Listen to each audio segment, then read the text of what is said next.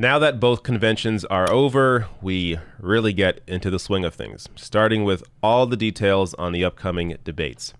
So there are going to be 3 presidential debates and 1 VP debate, and we now know when those debates are going to be and who the moderators are. So I'm going to go through all those details here, and also at the end of the video, I will discuss what I'm looking forward to most. First up, Chris Wallace. Chris Wallace hosting the first debate, obviously Fox News anchor. He's hosting the first debate on September 29th, the end of this month. And a couple details on Chris Wallace. He is 72 years old and from Chicago, Illinois. Not much else to really get into with Chris Wallace. I mean, you kind of know. If you're watching this video, you know who Chris Wallace is. So I'm not sure what else I need to say here. He has been a little more willing recently to call out Trump's blatant lies, but I mean, for that to be the bar for anybody, it really shows you the sad state of media right now.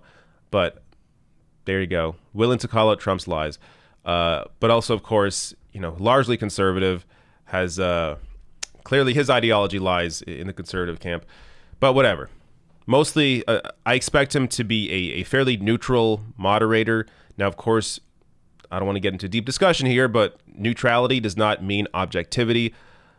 Objectivity, I mean, when you're looking at how the media treats issues like economic policy, it's always from a conservative perspective. Name me the Marxist on television that is discussing economic policy. Name me the Marxist host. Good luck. There isn't one. So when we're talking about being neutral just means being between Democrats and Republicans. It doesn't mean being objective to the facts and fighting for the people. But neutral moderator starting with Chris Wallace on September 29th. Moving on, we got Susan Page. So Susan Page is hosting the VP debate on October 7th. Susan Page is the USA Today Washington Bureau Chief. And a couple details about her. She is 69 years old and from Wichita, Kansas, and is the author of The Matriarch, Barbara Bush, Making of an American Dynasty, and also the author of Madam Speaker, Nancy Pelosi, Lessons of Power. So, a book on a Republican, a book on a Democrat, pretty much what you expect from somebody picked to be a moderator for one of these debates. So, VP debate, October 7th, and let me just give you, an example of her reporting. It's always, as you're going to see, that the reporting from all of these moderators is very, down the line, by the book. She had a recent article here on where the race stands after the convention. So Biden leads Trump right now by 50 to 43, according to the most recent USA Today Suffolk poll. Going through, just the basic facts of the race, taking a quote from Democrats, taking a quote from Republicans, pretty much what you expect from a neutral reporter that isn't, partisan in any way. So that is the VP debate. Moving on to the second presidential debate. This one hosted by Steve Scully on October 15th. Steve Scully is of C-SPAN, as you see here, and he is age 59 from Erie, Pennsylvania. He started off his career as an intern in Ted Kennedy's Media Affairs office in the 80s. And he's taught courses on media and politics into the 2000s. And he was also the backup moderator for all the debates in 2016. So, again, by the book, down the line, incredibly neutral. He's the guy that takes, the crazy calls from people. So, pretty much, again, nothing standing out here. Just your standard, very neutral reporter. But whatever. That's the second debate, again, October 15th. The third debate between Biden and Trump, hosted by Kristen Welker. So Kristen Welker is of NBC News. This debate is going to be on October 22nd, so a couple weeks before the actual vote. Couple details about Kristen Welker. She is 44 years old from Philadelphia, and the co-anchor of Weekend Today on NBC. So, again, very neutral, very inoffensive. The same across the board here with all the moderators. I got no issues really with any of these moderators. It's these picks are fine. It's kind of what you expect. Of course, I would love people to actually be incredibly critical of both of these candidates. You know, imagine, I don't know, Noam Chomsky being one of the, or at least a part of one of these debates. That would be incredible. Of course, we're not going to get that. But in terms of what we normally expect, this is what we normally expect. Nothing out of the ordinary, very inoffensive, very by the book, very, traditional, neutral, and yeah, inoffensive or inoffensive in the traditional sense, where you're not really expecting anybody super critical of both parties to be moderators here. But now, what excites me most about these debates? Well, of course, I just want to see what Trump versus Biden looks like. It's anyone's guess as to how these debates are going to go. I expect there to be a lot of lying, especially from Trump. And when it comes to Biden's strategy, expect Biden to completely focus on Trump's character, focus very little on policy. The Biden's campaign strategy right now appears to be to not discuss policy at all, as a way to not give Trump any ammo. At least that's their thinking. Now, of course, in not discussing any policy, the Biden campaign is also suppressing the potential votes of people on the left. When Biden, obviously doesn't have a Bernie-style platform, but at the very least could be discussing how healthcare would be improved with a public option, or how raising the minimum wage to $15 an hour would, improve the lives of people. But Biden is not even discussing that. He's not even discussing the platform that he has. His focus is completely on character, and I expect that to continue into these debates, as Biden is really trying to appeal right now to white suburban women that backed Trump last time. Again, a tiny sliver of voters, which, yeah, I guess it'd be nice to have, but there is 40% of the country that doesn't normally vote. Maybe try appealing to those people. Maybe try and getting them registered out to vote. But I digress. So the debate I am most looking forward to, here again is all the debates here, is the VP debate.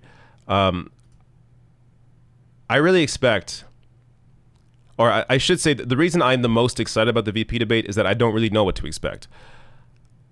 I have a feeling that Kamala Harris is going to go ham on on Mike Pence.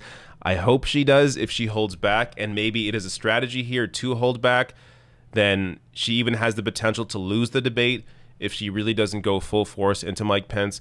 But if they allow her to do what she can do in moments where she's faced with Republicans, you saw it when she was faced with Brett Kavanaugh, she has the ability to really destroy Mike Pence. And I would love to see that. Now, so that's why I'm looking, most forward to this this VP debate. Otherwise, though, I don't know. I just it's not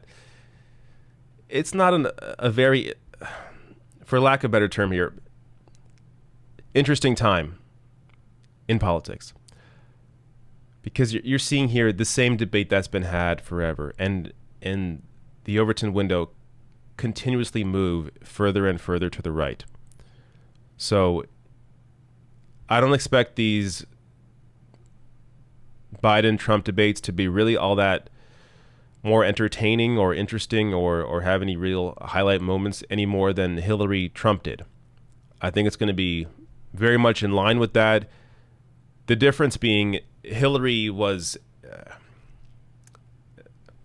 is a better orator. And that's funny to say because she's not great either. But Biden can have problems getting, words out. That's his biggest issue in these debates. But Biden does have the advantage in one sense. Biden, I think, comes off to many people, especially, voters over 45, not to put you all into a lump. I know many of you know a lot better. But Biden has the ability to sound more authentic. Listen here, Jack, or just, that kind of BS. So he's able to come off as a guy who's maybe has the appearance of being more working class. And, even saying that, I want to barf, because we all know Biden's record when it comes to, Wall Street, for example, being the the senator that always had the back of credit card companies. So, yeah, obviously, going deeper into Biden's record, he's not that. But he has the ability to appear like he is a little more authentic. And that was the issue that Hillary Clinton had. She just simply was not authentic and couldn't even pretend to be. So Biden does have an advantage there when it comes to these debates. Will that shine through, though? Will he be able to get over his occasional stutter? Will he be able to get over the times where he, loses his train of thought? I don't know. But I assume he'll be prepared. I assume he'll have some notes in front of him to let him, to help him get through it. And Trump is just going to, fearmonger.